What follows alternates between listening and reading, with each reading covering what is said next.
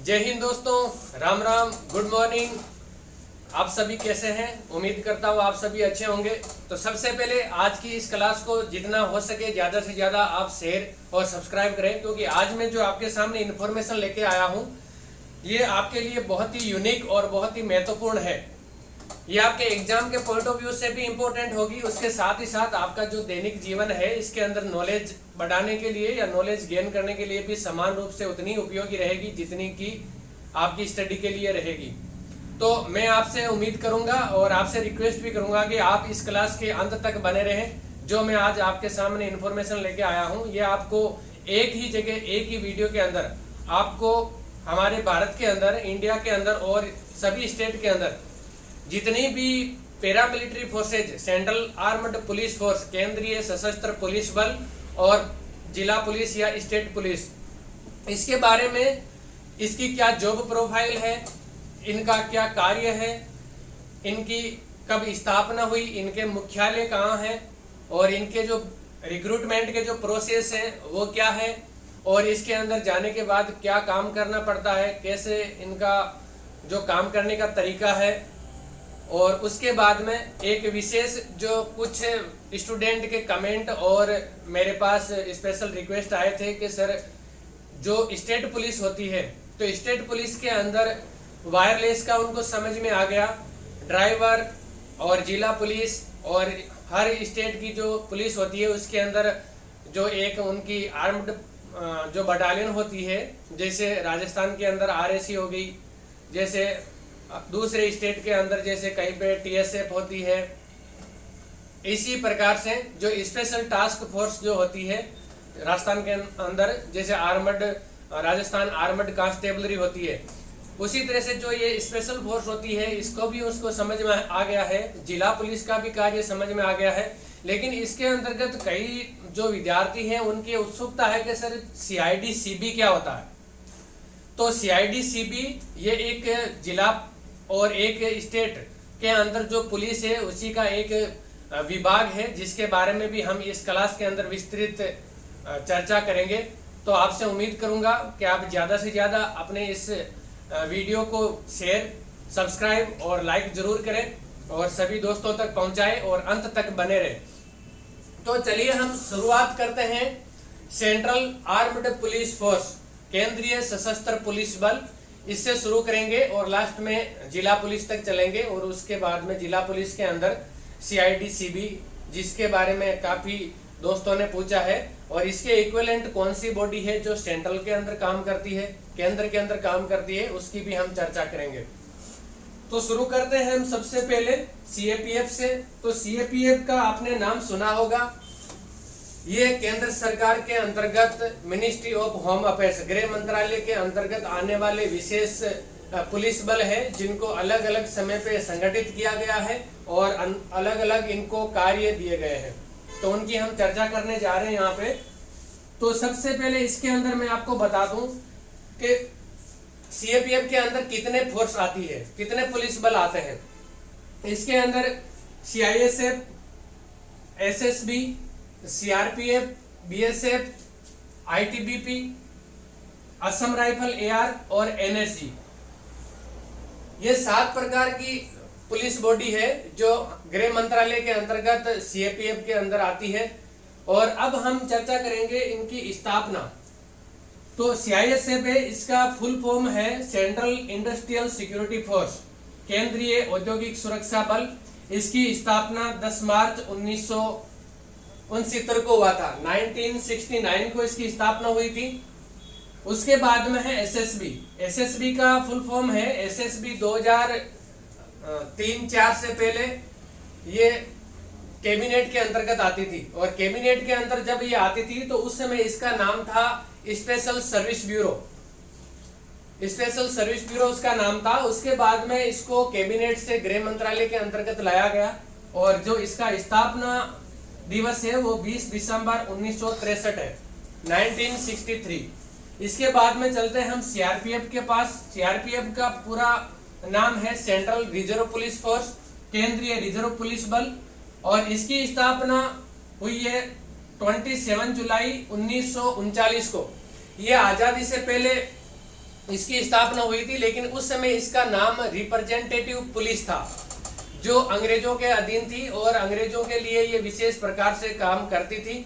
उसके बाद में जब देश आजाद हुआ तो इसको रिफॉर्म किया गया और 28 दिसंबर 1949 से इसका नाम सीआरपीएफ केंद्रीय रिजर्व पुलिस बल कर दिया गया।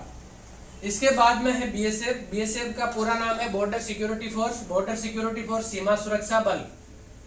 इसकी स्थापना 1 दिसंबर 1965 को हुई थी, 1965 को। इसके बाद में है ITBP, Indian Tibet border police, भारतीय तिब्बत सीमा पुलिस। इसकी स्थापना 24 अक्टूबर 1962 को हुई थी। इसके बाद में चलते हैं हम AR, Assam rifle. Assam rifle इसकी स्थापना हुई थी 1835 को। यह सबसे पुराना अर्धसैनिक बल है, सबसे पुराना सेंट्रल आर्म्ड पुलिस फोर्स का एक संगठन है, जिसकी स्थापना आजादी से कई टाइम पहले हुई थी, 1835 के अंदर हुई थी। और उसका नाम ये कैचर लेवी के नाम से असम राइफल की स्थापना की गई थी। और ये अंग्रेजों के लिए चाय के जो बागान और वहां की जो बस्तियां हैं उनकी सुरक्षा करने के उद्देश्य से इसकी स्थापना की गई थी। लेकिन वर्तमान में ये 1917 से असम राइफल के रूप में इसको परिवर्तित कर दिया गया। और इसका जो मुख्यालय है वो यही एक ऐसा पुलिस फोर्स है, सेंट्रल आर्म्ड पुलिस फोर्स, जिसका मुख्यालय शिलोंग के अंदर है। बाकी जितने भी जो अर्धसैनिक बल है, जितने भी सेंट्रल पुलिस फोर्स है, इनका मुख्यालय सबका दिल्ली के अंदर है, एनएसजी का गुड़गांव के अंदर है। एनएसजी का पूरा नाम है नेशनल सिक्योरिटी गार्ड, राष्ट्रीय सुरक्षा गार्ड। इसकी स्थापना 22 सितंबर 1986 को हुई थी और इसका मुख्यालय है वो गुड़गांव के अंदर है, सॉरी गुड़गांव के अंदर नहीं, मानेसर के अंदर है।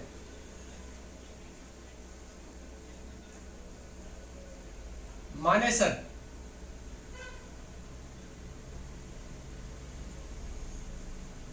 के अंदर इसका मुख्यालय है, जो दिल्ली से कम 45-60 किलोमीटर से इनके बीच के अंदर ये दिल्ली से दूरी पे है। अब हम चलते हैं, इसका हमने स्थापना दिवस पढ़ लिया, इसकी फुल फॉर्म पढ़ ली। अब इन सारी पुलिस फोर्सेज का क्या क्या कार्य है और इनकी क्या काम दिए गए हैं, तो उसके बारे में हम यहाँ पे भी चर्चा करेंगे। तो सबसे पहले हम देखते हैं सीआईएसएफ। सीआईएसएफ का क्या कार्य है। सीआईएसएफ का जितनी भी देश की राष्ट्रीय महत्व की या केंद्र या स्टेट जो महत्वपूर्ण स्मारक है, महत्वपूर्ण हिस्टोरिकल जो पैलेस हैं, और उसके बाद में जितने भी औद्योगिक क्षेत्र हैं, जितने भी औद्योगिक क्षेत्र हो गए, हिस्टोरिकल पैलेस हो गए, इनकी सुरक्षा का जो दायित्व है वो सीआईएसएफ को दिया गया है। जिसके अंदर औद्योगिक क्षेत्र के अंदर विभिन्न प्रकार की माइंस से फैक्ट्रियां जो सेंट्रल गवर्नमेंट की है या स्टेट गवर्नमेंट की है, जो राष्ट्रीय महत्व की है। उसके बाद में एयरपोर्ट हो गए, जैसे जितने भी बंदरगाह वगैरह, जो भी इंपॉर्टेंट औद्योगिक क्षेत्र से रिलेटेड अगर कोई भी बॉडी है तो उसकी सुरक्षा का जिम्मा सीआईएसएफ को दिया गया है। इसके बाद में चलते हैं हम एसएसबी का क्या कार्य है। एसएसबी का मुख्य रूप से कार्य भारत भूटान और भारत नेपाल की जो सीमा है इनकी सुरक्षा करना एसएसबी का मुख्य दायित्व है। इसके बाद में सीआरपीएफ का मुख्य कार्य आंतरिक सुरक्षा, भारत के अंदर इंटरनल सिक्योरिटी और यहाँ पे शांति पीस, और वीआईपी जो पर्सन होते हैं, वेरी इंपॉर्टेंट पर्सन, उनको सुरक्षा प्रदान करना सीआरपीएफ का मुख्य कार्य है। इसके बाद में बीएसएफ का मुख्य कार्य क्या दिया गया है, इसको भारत पाकिस्तान और भारत बांग्लादेश की जो सीमा है, बॉर्डर है, उनका सुरक्षा की जिम्मेदारी बीएसएफ को दिया गया है। इसके बाद में चलते हैं हम आईटीबीपी का जो मुख्य कार्य है वो भारत तिब्बत सीमा की सुरक्षा करना है। ये हाई अल्टीट्यूड के ऊपर इसकी डिप्लॉयमेंट है। उसके बाद में एआर, असम राइफल का मैंने आपको बताया, जब आजादी से पहले इसका जब इसकी स्थापना हुई थी संगठन की, तब इसका कार्य अलग था। और जब इसका 1917 के अंदर जब इसको असम राइफल के अंदर परिवर्तित किया, तब इसका कार्य भारत के उत्तर पूर्वी क्षेत्र की सुरक्षा, भारत का जो नॉर्थ ईस्ट जो रीजन है उसकी सुरक्षा का जो जिम्मा या दायित्व है वो एआर असम राइफल को दिया गया है। और साथ ही साथ इसको भारत जो पहले बर्मा हुआ करता था, जिसका नाम परिवर्तित करके म्यांमार कर दिया, इस म्यांमार की जो भारत से संबंधित जो सीमा है उसकी सुरक्षा का जिम्मा भी असम राइफल को दिया गया है। इसके बाद में एनएसजी, तो नेशनल सिक्योरिटी गार्ड, इसकी जो मुख्य कार्य है वो विशेष आतंकी घटनाएं, जैसे किसी भी प्रकार का आतंकी हमला, चाहे वो जमीनी हो, चाहे आकाशीय मार्ग से हो, चाहे जमीनी मार्ग से हो, किसी भी प्रकार की जो आतंकी घटनाएं हैं उनको निष्क्रिय करने का जो दायित्व है वो एनएसजी को है। और इसके बाद में very very important person, VVIP, इन जो लोग हैं या ऐसे जो नेता व्यक्ति हैं उनको सुरक्षा प्रदान करना ये भी एनएसजी की जिम्मेदारी है। और जो एनएसजी का जो स्थापना या इस संगठन का जो गठन किया गया है वो जर्मनी, जो जर्मन का GSG-9, जिसको हम हिंदी के सीमा सुरक्षा गार्ड बोलते हैं, हिंदी के अंदर सीमा सुरक्षा गार्ड बोला जाता है इसको। जर्मन की जो NSG-9 है, सीमा सुरक्षा गार्ड 9, इसकी तर्ज के ऊपर एनएसजी का गठन किया गया है। और ये विभिन्न प्रकार के आतंकी हमले, अपहरण या इस टाइप से, जैसे कोई प्लेन हाईजैक वगैरह हो गया, चाहे कहीं पे भी किसी भी बड़ा जो संगठन जो पहले से उसको आतंकियों ने कब्जा कर लिया या उस पर किसी प्रकार की आतंकी घटनाओं को अंजाम देना, इन सभी क्रियाओं को, घटनाओं को निष्क्रिय करने का जो कार्य है वो एनएसजी को दिया गया है। अब हम इसके बारे में पढ़ते हैं। जो जितने भी ये सेंट्रल पुलिस फोर्स है, CISF, SSB, CRPF, BSF, ITBP, इनका सभी का मुख्यालय दिल्ली के अंदर है और एआर का मुख्यालय शिलोंग के अंदर है और एनएसजी का मुख्यालय मानेसर के अंदर है। अब इसके बाद में हम जो इनको ये कार्य दिए गए हैं, ये तो इनको मुख्य कार्य है। इसके अलावा इनको और भी कई दायित्व दिए गए हैं, जैसे जितनी भी फोर्सेज है, जितने भी पुलिस फोर्स है, इनको चुनाव, कहीं पे भी अगर चुनाव या इलेक्शन हो रहे हैं तो उन इलेक्शन को शांतिपूर्ण तरीके से पूरा करवाना, ये इन संगठनों का कार्य होता है। और जहां पे जरूरत होती है, जैसे विशेष प्रकार से अगर अलग अलग जगह पे अगर दंगे फसाद या विभिन्न आंतरिक असुरक्षा या अशांति अगर कहीं पे भी फैलती है तो वहां पे इन संगठनों को डिप्लॉय किया जाता है और वहां पे उस सुरक्षा को कायम रखने के लिए, शांति कायम करने के लिए इनकी जिम्मेदारी होती है। इसके बाद में सभी संगठनों को इंटरनल सिक्योरिटी, आईएस ड्यूटी और एनओ, एंटी नक्सल ऑपरेशन के अंदर भी सभी को डिप्लॉय किया जाता है और वहां पे ये अपना बखूबी कार्य करते हैं। और विभिन्न स्टेट के अंदर जहां पे भी अगर स्टेट को लगता है कि यहाँ पे सेंट्रल पुलिस की आवश्यकता है तो वो उनको आमंत्रित करती है और वहां पे ये पुलिस के साथ में वहां की जो भी सुरक्षा है और वहां की जो भी शांति सुरक्षा या लॉ एंड ऑर्डर को मेंटेन करने का कार्य भी करवाती है। अब हम पढ़ते हैं इसके बाद में इनकी क्या, जो मैंने इनका जो कार्य स्थल है या इनकी जो कार्य है वो मैंने आप लोगों को समझा दिया। अब हम चलते हैं इनकी जो रिक्रूटमेंट की जो प्रोसेस है, इसके अंदर रिक्रूटमेंट कैसे होता है भर्तियों, और इसके अंदर जाने के लिए व्यक्ति को किन किन माध्यमों से गुजरना पड़ेगा या उसको इनके अंदर भर्ती होने के लिए क्या प्रोसेस है, तो हम उसका जिक्र है जो अगली स्लाइड के अंदर करेंगे। तो अभी हमने चर्चा की थी सीएपीएफ के कौन कौन से संगठन है, इनकी स्थापना, इनका मुख्यालय और इनके कार्यों के बारे में। अभी हम चर्चा करेंगे इसका जो रिक्रूटमेंट प्रोसेस है और उसके बाद में इसका जो रैंक वाइज जो डिस्क्रिप्शन है उसके बारे में। तो सबसे पहले हम चलते हैं इसका जो रिक्रूटमेंट प्रोसेस है उसके साथ। तो रिक्रूटमेंट प्रोसेस के अंदर जो कांस्टेबल, इसके अंदर जो सिपाही भर्ती होते हैं, उसका जो एग्जाम है वो एसएससी जीडी लेता है। स्टाफ सिलेक्शन कमीशन के तहत जो एसएससी जीडी की जो वैकेंसी आती है, उस वैकेंसी के अंदर फॉर्म भर के और उसका जो एलिजिबल क्राइटेरिया है उसको कंप्लीट करके हम कांस्टेबल का फॉर्म फिलअप करके इसके अंदर सिलेक्शन पा सकते हैं। और अगर कोई उप सब इंस्पेक्टर से अगर भर्ती होना चाहता है या इसकी अगर योग्यता रखता है, जो स्नातक होना चाहिए, ग्रेजुएट होना चाहिए, और उसको इसके अंदर फॉर्म फिलअप करने के लिए एसएससी के थ्रू सीपीओ एसआई की वैकेंसी आती है। तो सीपीओ एसआई के तहत हम इन सारे जो फोर्सेज है इसके अंदर सब इंस्पेक्टर बन सकते हैं। उसके बाद में आता है सहायक कमांडेंट, असिस्टेंट कमांडेंट। इसका जो वैकेंसी का प्रोसेस है वो यूपीएससी करती है, यूनियन पब्लिक सर्विस कमीशन, जिसके अंतर्गत सीएपीएफ एसी की वैकेंसी आती है, जिसके अंदर सारी फोर्सेज होती है और इसके अंदर चॉइस भरना होता है सीपीओ एसआई और इसके अंदर, दोनों के अंदर। और चॉइस के आधार पर हमारी जो मार्किंग होती है, मार्किंग के अंदर हम अगर जिस मेरिट के अंदर आते हैं वही मेरिट के आधार पर हमारे को वो फोर्स मिल जाती है।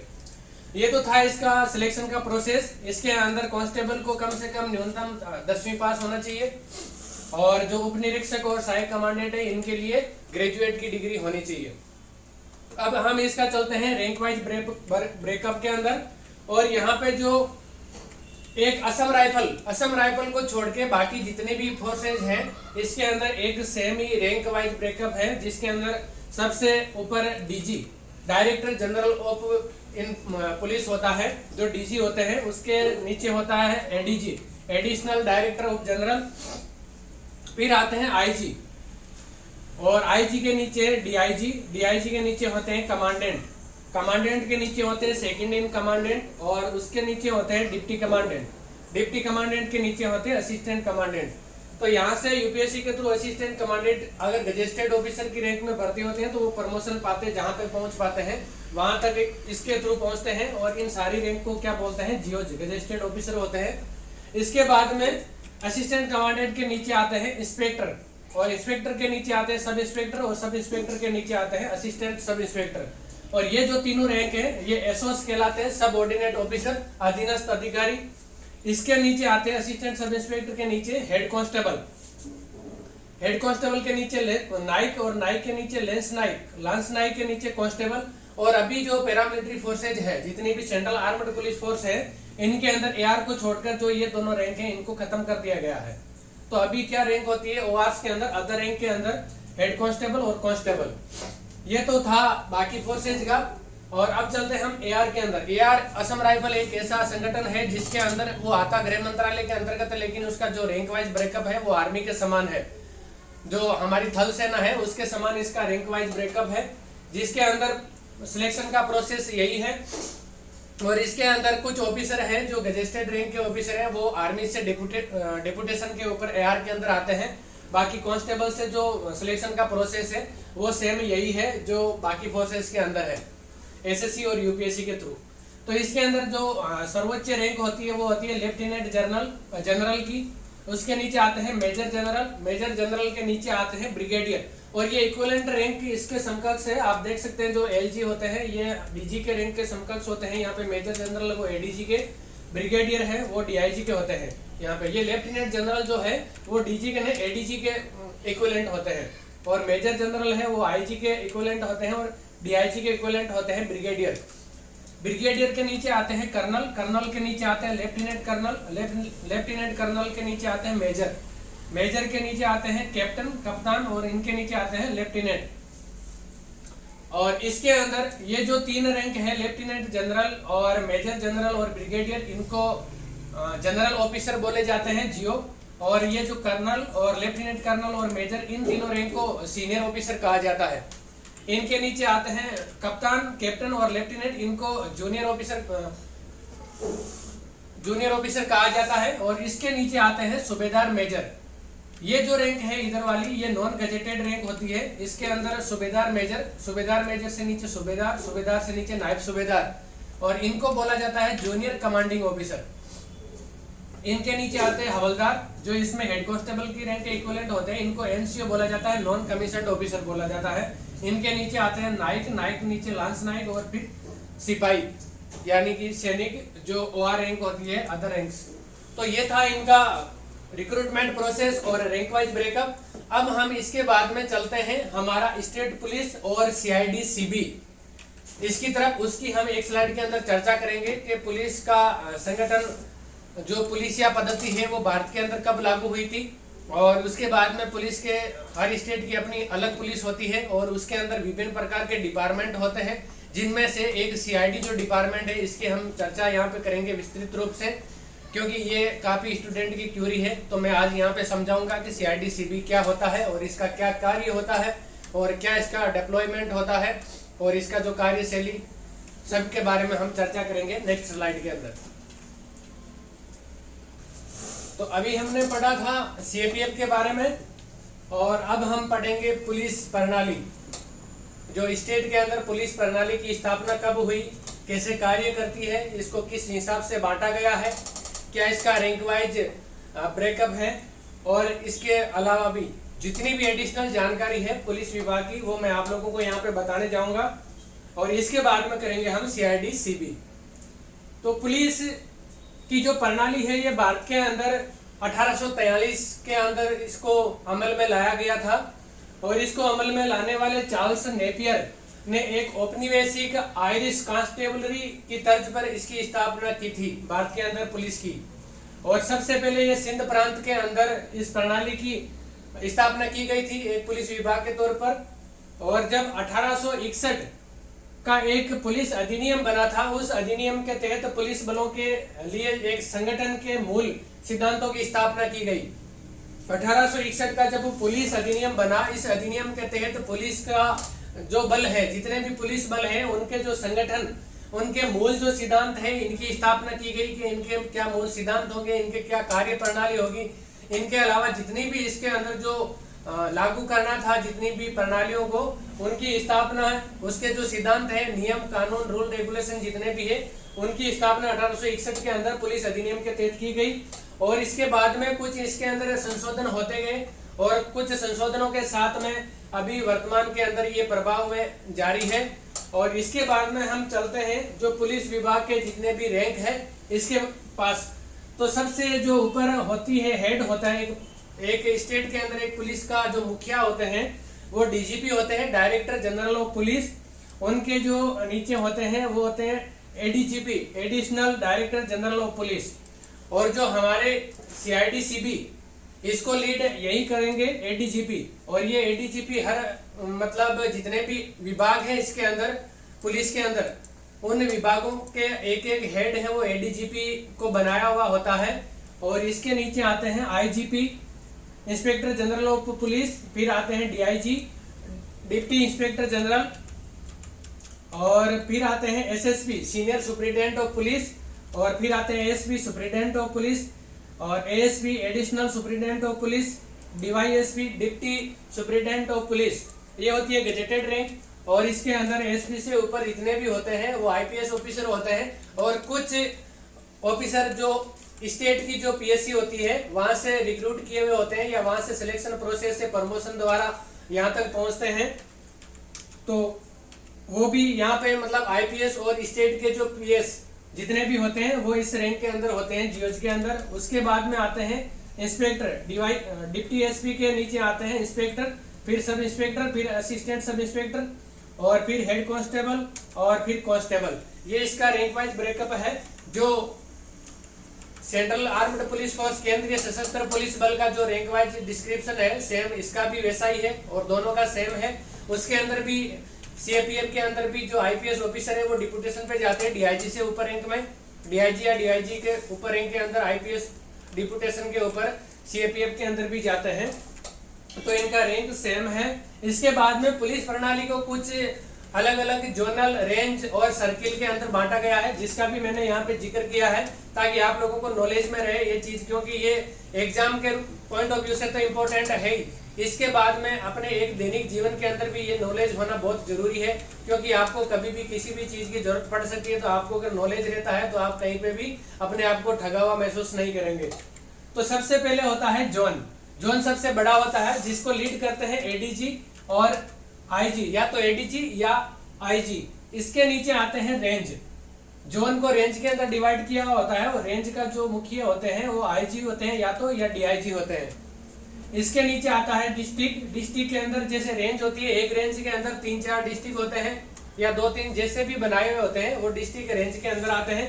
और जो डिस्ट्रिक्ट के जो मुखिया या कप्तान होते हैं वो या तो सीनियर सुपरिटेंडेंट पुलिस या सुपरिटेंडेंट ऑफ पुलिस, एसएसपी या एसपी होते हैं। इसके नीचे एरिया, डिस्ट्रिक्ट के नीचे एरिया आता है। और ये जो एरिया का कंसेप्ट है वो कुछ ही स्टेट के अंदर है, सारे स्टेट के अंदर ये कंसेप्ट नहीं लागू किया हुआ है।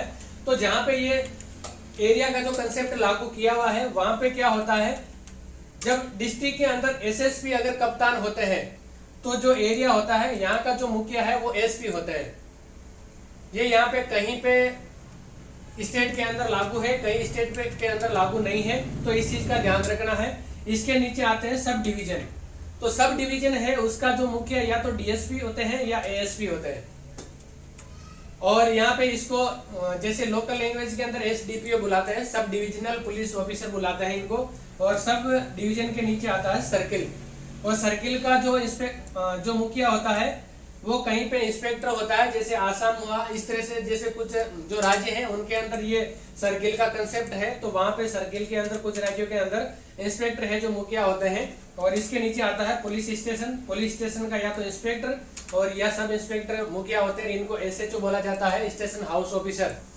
और इस पुलिस स्टेशन के नीचे कई राज्यों के अंदर प्रावधान किया गया है चौकियों का, तो चौकी का प्रभारी या तो एएसआई होता है या हेड कांस्टेबल होता है, वो भी कंसेप्ट कहीं कहीं के लागू है।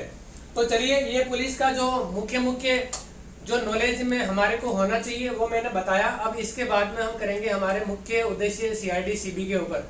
सीआईडी सीबी के अंदर हम क्या पढ़ेंगे कि सीआईडी सीबी का क्या कार्य है, इसका क्या डिप्लॉयमेंट है, इसकी क्या रिक्रूटमेंट प्रोसेस है, इसके क्या काम है, जितने भी प्रकार की जो जानकारी सीआईडी सीबी की होगी वो हम आगे की स्लाइड के अंदर चर्चा करेंगे। हाँ, तो दोस्तों हमने पुलिस विभाग के बारे में भी पढ़ लिया, इसके क्या जोन, रेंज, सर्किल जितने भी होते हैं, डिवीजन, उनकी जानकारी भी हमने ले ली। अब हम चलते हैं, हमारा जो आज की इस क्लास का जो मोटो था सीआईडी सीबी। तो सीआईडी सीबी क्या होता है, इसकी स्थापना कब की गई थी पुलिस विभाग के अंतर्गत, इसकी क्या योग्यताएं हैं, इसमें कैसे हम पद स्थापित हो सकते हैं या इसमें कैसे हम रिक्रूट हो सकते हैं, तो इसका सारा जितनी भी जो जानकारी है, इसके क्या कार्य है, क्या कार्य नहीं है, इनका जो किसके साथ कोऑर्डिनेशन होता है, किसके साथ नहीं, ये सारी चर्चाएं हम इस क्लास के माध्यम से करेंगे अभी इस स्लाइड के माध्यम से। तो सीआईडी सीबी, सबसे पहले सीआईडी सीबी ये एक स्टेट पुलिस का बॉडी है, एक स्टेट पुलिस का पार्ट है। जिस तरह से सेंट्रल के अंदर सीबीआई होती है, सेंट्रल ब्यूरो ऑफ इन्वेस्टिगेशन होता है, उसी की तर्ज पे स्टेट के अंदर उससे एक छोटा बॉडी है जो सीआईडी के रूप में कार्य करता है। तो इसका फुल फॉर्म है crime investigation department, crime branch, crime investigation department, crime branch, अपराध जांच विभाग, ये इसका फुल फॉर्म है कि एक स्टेट के अंदर, एक राज्य सरकार के अंतर्गत, एक प्रदेश के अंतर्गत अगर जितने भी प्रकार की हत्याएं, अपराध, चोरी, डकैती, अपहरण, मानव तस्करी, मानवाधिकार, इनसे संबंधित जितनी भी प्रकार की अगर घटनाएं होती है तो इन घटनाओं की जो जांच है वो इस खुफिया विभाग के द्वारा की जाती है। और इसकी जो स्थापना है, और ये जो खुफिया विभाग के द्वारा इसकी की जाती है, इसकी जो स्थापना है वो सीआईडी की स्थापना पुलिस आयोग की सिफारिश, जब पुलिस जो आयोग बना था उस पुलिस आयोग की जो सिफारिश थी, उस सिफारिश के आधार पर ब्रिटिश सरकार ने 1902 के अंदर एक प्रदेश के अंदर इस सीआईडी की स्थापना की थी, सीआईडी डिपार्टमेंट की स्थापना की गई थी। तो इसकी जो कार्य है वो हत्या, दंगा, चोरी, अपहरण, ह्यूमन राइट्स, ह्यूमन ट्रैफिकिंग आदि की जांच के कार्य राज्य सरकार का पुलिस मुखिया वे हाई कोर्ट द्वारा सौंपे जाते हैं। इसके अंदर अगर ये जितनी भी प्रकार की जो घटनाएं हैं ये अगर एक प्रदेश के अंतर्गत होती है तो इसकी जांच की जो जिम्मेदारी है वो एक राज्य सरकार या उस प्रदेश की पुलिस का जो मुखिया है उनके द्वारा या समय समय पर हाई कोर्ट के द्वारा इस विभाग को इनकी जांच का जिम्मा या इसके साक्ष्य जुटाने का कार्य इनको सौंपा जाता है। तो इसके अंदर और दूसरा इसका जो आईबी, जो सीबीआई, ये जितनी भी जो जांच बॉडियां हैं इनके साथ ये कोऑर्डिनेट करके चलती है, कोऑर्डिनेशन बना के चलती है, ताकि किसी भी प्रकार की अगर कोई जांच वगैरह हो तो उसके साक्ष्य जुटाना या उस अपराधी तक पहुंचना इन बॉडीज का काम होता है। इसके अंदर विभिन्न प्रकार के डिपार्टमेंट बनाए गए हैं सीआईडी के अंदर। तो इसके अंदर फिंगरप्रिंट ब्यूरो है, फुटप्रिंट ब्यूरो है, उसके बाद में एंटी मानव तस्करी ब्यूरो है, वे लापता व्यक्ति ब्यूरो है, मानवाधिकार विभाग है, इसके अंदर बैंक धोखाधड़ी, डॉग स्क्वाड, अपराध निरीक्षण व वैज्ञानिक अनुसंधान केंद्र आदि प्रकार के जो विभाग हैं वो सीआईडी के अंतर्गत आते हैं। और ये भी अपने एक इन्वेस्टिगेशन के बहुत ही बड़ा रोल अदा करते हैं, रोल प्ले करते हैं। इन सभी डिपार्टमेंट का एक मिला जुला रूप सीआईडी बनता है और एक अपराधी तक पहुंचने के अंदर मदद करते हैं। इसके बाद में हम चलते हैं सीआईडी सीबी का। तो हमने पढ़ लिया कि सीआईडी सीबी क्या होती है। ये क्राइम इन्वेस्टिगेशन डिपार्टमेंट होता है जो एक स्टेट का बॉडी होता है, स्टेट का एक भाग होता है, डिपार्टमेंट होता है, जिसको लीड करते हैं ADGP, additional director general of police, ADGP इसके मुखिया होते हैं जो इसको लीड करते हैं सीआईडी सीबी को। और इसके जो जितने भी प्रकार के जो एक पुलिस है जो एक स्टेट की जांच या खुफिया विभाग होता है ये। और इसके बाद में ये विभिन्न प्रकार के जो अपराध हैं जो मैंने लिख रखे हैं, हत्या, दंगा, चोरी, अपहरण, ह्यूमन राइट्स, ह्यूमन ट्रैफिकिंग आदि की जांच या समय समय पर राज्य सरकार या उस प्रदेश की पुलिस के मुखिया या हाईकोर्ट के द्वारा सौंपे गए विभिन्न प्रकार के कार्यों की जिम्मेदारी ये अपने ऊपर लेती है और उनको व्याख्यान करती है या उसका निराकरण करती है। और इसके बाद में सीआईडी-सीबी की जो स्थापना है वो पुलिस आयोग के द्वारा या पुलिस आयोग की सिफारिश पर ब्रिटिश सरकार द्वारा 1902 में की गई थी। इसके अंदर विभिन्न प्रकार के डिपार्टमेंट और इसके अंदर आते हैं या इसके भाग हैं। फिर इसके अंदर आती है भर्ती प्रक्रिया या भर्ती प्रोसेस। तो इसके अंदर भर्ती के दो प्रोसेस है, दो प्रकार से हम इसके अंदर भर्ती हो सकते हैं। तो उसके अंदर पहला है पदोन्नति के माध्यम से राज्य पुलिस बल से प्रत्यक्ष चयन। अगर आप पहले से पुलिस विभाग के अंदर हैं, आप पुलिस के अंदर पहले से सर्विस कर रहे हैं, तो वहां से आपको प्रत्यक्ष रूप से 2 साल की सर्विस के बाद में आप डिप्यूटेशन या उसके अंदर स्थानांतरण हो सकते हैं, अगर आप उसकी जितनी भी प्रकार की योग्यताएं हैं उनको अगर आप फुलफिल करते हैं तो। उसके बाद में दूसरा जो प्रकार है वो है भारतीय नागरिक सेवा परीक्षा CSE, सिविल सर्विस जो यूपीएससी के द्वारा होती है। तो यहाँ पे डायरेक्ट हम सिलेक्शन ले सकते हैं, डायरेक्ट हम इसके अंदर भर्ती हो सकते हैं। यहाँ पे जितने भी सीआईडी है इसके अंदर जो पुलिस के अधिकारी या पुलिस के जो जवान या जितने भी जो स्टाफ है वो यहाँ से डिप्यूटेशन के अंदर सीआईडी-सीबी के अंतर्गत आते हैं। और इसका जो दूसरा आपको मैंने बता दिया, डायरेक्ट यूपीएससी का आपको फाइट करना पड़ेगा और वहां से आप सीआईडी के अंदर आ सकते हैं। और पहला जो पदोन्नति वाला जो माध्यम है इसकी हम यहाँ पे जानकारी या इसकी जो हम चर्चा करते हैं, यहाँ पे पुलिस विभाग में कम से कम 2 साल की नौकरी होनी चाहिए। यहाँ से अगर आपको प्रत्यक्ष चयन के लिए पुलिस विभाग में आप पहले से सर्विस करें और यहाँ से प्रत्यक्ष चयन के लिए आपको कम से कम 2 साल की नौकरी होनी चाहिए, 2 साल आप वर्दी की नौकरी किए हुए होने चाहिए। उसके बाद आपकी जो योग्यता है, आप अगर इसकी योग्यता को फुलफिल करते हैं, आपके अंदर एक मेंटलिटी है, आप बहुत अच्छी मेंटल एबिलिटी रखते हैं, अपने तर्क शक्ति का बहुत अच्छा सा प्रयोग करते हैं और इनके आधार पर अगर आपका कोई भी सीनियर ऑफिसर है वो आपका जितना भी जो ट्रैक है पहले का, उस ट्रैक के आधार पर आपको डिप्यूटेशन दे सकते हैं। सीआईडी के अंदर आपको एक फॉर्म आवेदन देना होगा और वो अगर एनालिसिस करेंगे और आप योग्यताओं पर खरे कर उतरेंगे तो आपको डिप्यूटेशन दे दिया जाएगा। और उसके बाद में आपको 2 साल का प्रशिक्षण यहाँ पे दिया जाता है। 2 साल का प्रशिक्षण वो कंप्लीट करने के बाद में एक प्रशिक्षित सीआईडी कांस्टेबल या प्रशिक्षित सीआईडी ऑफिसर बनते हैं। और उसके बाद में आपको सीआईडी की जहाँ पे भी ब्रांच है या जहाँ पे भी इसका जो सेक्शन है वहाँ पे आपको पदोन्नत कर दिया जाएगा, पद स्थापित कर दिया जाएगा। इसकी योग्यता जो कांस्टेबल और एएसआई है उसके लिए 12th पास रखी गई है और जो अधिकारी सब इंस्पेक्टर या इससे ऊपर के अधिकारी उनके लिए स्नातक की योग्यता है। और इसके साथ में इसका जो पुलिस या जो इन्वेस्टिगेशन के जितने भी प्रकार के जो डिप्लोमा वगैरह होते हैं अगर वो भी किए हुए होते हैं तो इसके अंदर आपको काफी हेल्प मिलती है। तो ये था सीआईडी-सीबी की जानकारी जो मैंने आप लोगों के सामने रखी है। और अभी जो वैकेंसी आई है इसके अंदर भी यही है, अपने ड्राइवर और दूरसंचार, उसके बाद में कांस्टेबल, जिला पुलिस और आरएसी, एमबीसी इसके पद दिए गए हैं। तो यहाँ पे सिलेक्शन होने के बाद आप 2 साल की नौकरी हो जाए तब आप सीआईडी-सीबी के अंदर पद स्थापित हो सकते हैं अगर आप इसकी योग्यताओं को फुलफिल करते हैं तो चलिए इसी के साथ मैंने आप लोगों को